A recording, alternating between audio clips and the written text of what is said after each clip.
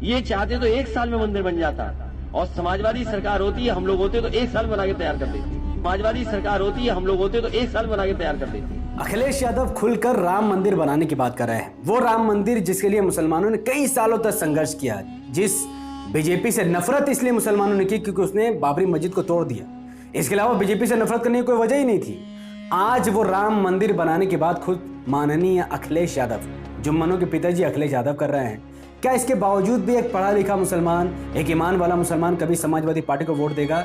मुझसे कहो तो ये कभी भी नहीं हो सकता है। एक मुसलमान अपना जमीर मारकर कभी भी समाजवादी पार्टी या बीजेपी को वोट नहीं कर सकता है। समाजवादी पार्टी ने मुसलमानों को उसकी औकात याद दिलाई। सहारनपुर से आरएसएस का एक्टिव वर्कर गुर्जर को वहां से टिकट दे दिया, जबकि सहारनपुर में 1.5 लाख से ज्यादा मुसलमान हैं।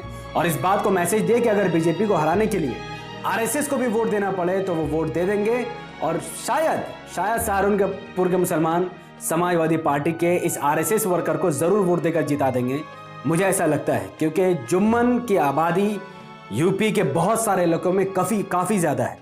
इसके अलावा भी समाजवादी पार्टी ने डीएसपी ज़ियाउल हक की हत्या करने के आरोप में गुलशन यादव को भी अपना प्रत्याशी बना दिया है, और मुसलमानों को यह संदेश दिया कि बीजेपी को हराना है तो जिस मुस्लिम डीएसपी की हत्या के आरोप जिस पर लगे हैं तो मैं उसको जिताना होगा।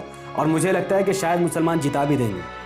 सुनील सिंह, जिसने कहा था कि मुस्लिम महिलाओं को कब्रिस्तान से निकाल कर उनका बलात्कार करो, ऐसा कट्टर महान हिंदुत्व सम्राट को समाजवादी पार्टी ने अपने पार्टी में जगह दी और उसको एक महान नेता बताने की कोशिश की, और मुसलमानों से कहा कि जो भी मुसलमानों का दुश्मन होगा, अगर वो समाजवादी पार्टी में आ जाता है तो मुसलमान उसे अपना नेता मानने को स्वीकार कर लेंगे। स्वामी प्रसाद मौर्य, जो कि भारतीय जनता पार्टी का एक मंत्री रह चुका उत्तर प्रदेश में, जब वो बीजेपी का मंत्री थे तब उन्होंने कहा था कि ट्रिपल तलाक मुसलमान अपना हवस मिटाने के लिए और ज्यादा शादी करने के लिए करते हैं। शरीयत पर बहुत बड़ा हमला करने वाले स्वामी प्रसाद मौर्य, आज उनको भी समाजवादी पार्टी ने अपनी पार्टी में जगह दी और उनको टिकट देकर एमएलए बनाने के लिए मुसलमानों को वोट देने की अपील भी करती है। क्या मुसलमानों की कोई औकात बची है उत्तर प्रदेश में? इसके अलावा चांदपुर से अखिलेश यादव ने स्वामी ओमवेश को टिकट दिया है, जिसके ऊपर मुजफ्फरनगर दंगे का आरोप लगाया गया है। वो मुजफ्फरनगर दंगा जहां पर सैकड़ों मुस्लिम महिलाओं का बलात्कार किया गया, हजारों मुस्लिम परिवारों को घर से बेघर कर दिया, उनकी प्रॉपर्टी को हड़प ली गई है और महीनों तक उन्हें कब्रिस्तान में रहने पर मजबूर कर दिया गया। ऐसे दंगे कराने वाले के आरोपियों को समाजवादी पार्टी खुलकर समर्थन कर रही है, और मेरे ख्याल से ये कोई गलत नहीं है, ये कोई नई बात भी नहीं है, क्योंकि बाबरी मस्जिद तोड़वाने वाला कल्याण सिंह को जब बीजेपी ने लात मारा था तो समाजवादी पार्टी ने ही उनका हाथ थामा और उनके हाथ को मजबूत किया है। खुशी की बात यह है कि इतना कुछ देखते हुए बहुत सारे मुसलमानों की एक बड़ी आबादी ने एआईएमआईएम का समर्थन करना शुरू कर दिया है। हाल ही के सर्वे में बताया गया कि 1 करोड़ मुसलमान, 19% मुसलमान एआईएमआईएम के साथ खड़े हैं। और अखिलेश यादव, समाजवादी पार्टी के कार्यकर्ता, ने खुद पोस्ट करके बताया कि समाजवादी पार्टी का मुस्लिम कार्यकर्ता ओवैसी साहब के लिए प्रचार कर रहे हैं, और अखिलेश यादव जी को इस बारे में कुछ संज्ञान लेना चाहिए, क्योंकि जितने सारे घटिया घिनौने लोगों को समाजवादी पार्टी टिकट बांट रही है, क्या मुसलमान उसे बर्दाश्त करेगा? ये नहीं हो सकता है। तो एक मुसलमानों का बहुत बड़ा ग्रुप एआईएमआईएम के साथ आ चुका है और साइकिल को लात मार चुका है, और वो ठान चुके हैं कि 3 मार्च को आने वाले इलेक्शन में, यानी छठे चरण और 7वें चरण, 3 मार्च और 7 मार्च को आने वाले इलेक्शन में मुसलमान अपने घरों से, पेट्रोल महंगा है तो साइकिल से चलकर निकलेगा, अपने पंजे का इस्तेमाल करेगा और ईवीएम पर पतंग के निशान पर वोट देगा। तो 3 मार्च को आपको घर से बाहर निकलना ही होगा और ईवीएम पर पतंग के निशान को वोट देना ही होगा, क्योंकि अगर आपको लगता है कि समाजवादी पार्टी भारतीय जनता पार्टी को हरा सकती है तो ये वीडियो आपके लिए ही है। मैं आपसे पूछता हूं, जो लोग समाजवादी पार्टी को वोट देने की बात कर रहे हैं, चाहे वो मुसलमान हो चाहे जिस भी जात बिरादरी से हो, क्या वो समाजवादी पार्टी बीजेपी को हरा सकती है? जिनकी बहू, मुलायम सिंह यादव की बहू बीजेपी में शामिल हो चुकी है, मुलायम के समधी जी बीजेपी में शामिल हो चुके हैं, मुलायम के साड़ू भाजपा में शामिल हो चुके हैं, मुलायम की भतीजी भाजपा में शामिल हो चुकी है, जो भाजपा को अंदर से मजबूत कर रहे हैं, क्या वो समाजवादी पार्टी भाजपा को हराएगी? ये संभव ही नहीं है। जो गठबंधन अखिलेश यादव ने तैयार किया, गुर्जर, यादव, जाट, क्या इसमें कोई मुसलमान नेता है? नहीं है, बल्कि मुसलमानों को सिर्फ और सिर्फ दर्री बिछाने के लिए अखिलेश यादव ने छोड़ दिया है। और अगर सपोज भी अखिलेश यादव सरकार बना भी ले तो क्या, सरकार अगर अखिलेश यादव की बनी तो मुसलमानों को सिवाय ई रिक्शा के और कुछ नहीं मिलेगा, जबकि यादवों को सरकारी नौकरी मिलेगी।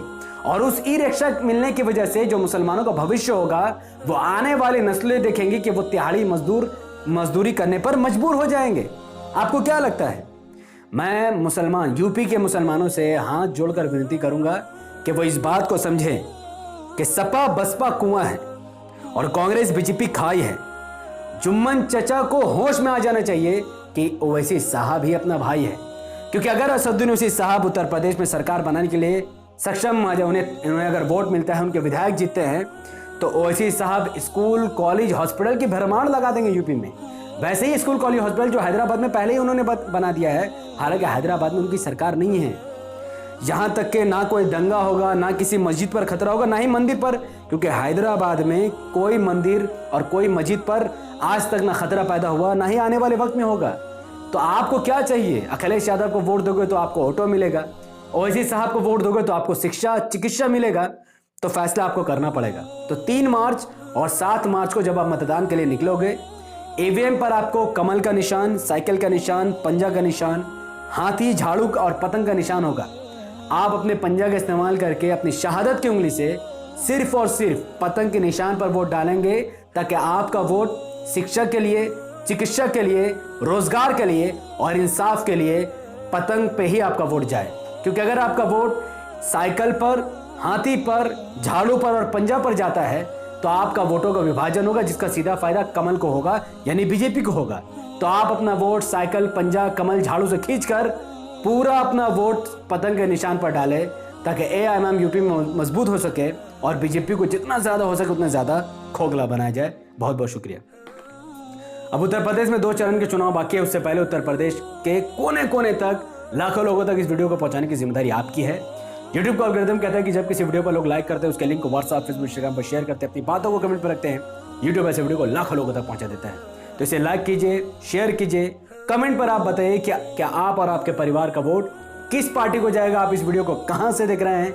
एआईएमआईएम यूपी में कितनी सीट जीत सकती है? क्या इस वीडियो के बाद भी आप समाजवादी पार्टी से बदलकर एमआईएम में आ जाएंगे, या आज भी आप समाजवादी पार्टी का समर्थन करेंगे? अपनी बात जरूर कमेंट पर रखिए। हमारे YouTube चैनल द पॉलिटिकल को सब्सक्राइब कीजिए, बेल आइकन हिट कीजिए। मुझे अपनी दुआ में याद रखिए। अगर आप इस वीडियो को हमारे Facebook channel the political news पर देख रहे थे, उसे अभी कभी लाइक और फॉलो कीजिए, अपनी बात कमेंट पर रखिए और इस वीडियो को कम से कम 5 बड़े सोशल मीडिया के ग्रुप में शेयर कीजिए। बहुत बहुत शुक्रिया। अस्सलाम वालेकुम रहमतुल्लाहि व बरकातहू। अल्लाह के सलाम रहमत बरकात तमाम भाई और बहनों पर हो। मैं अल्लाह हबीब। उत्तर प्रदेश में कुल 80 लोकसभा सीटें और 403 विधानसभा सीटें हैं, तो इससे आप उत्तर प्रदेश के चुनाव के महत्व का अंदाजा लगा सकते हैं। उत्तर प्रदेश के सियासत में जाति का एक अहम मुकाम है। आजादी के बाद से लेकर आज तक मुख्तलिफ जातियों के मुख्यमंत्री बने, सिवाय मुसलमानों के।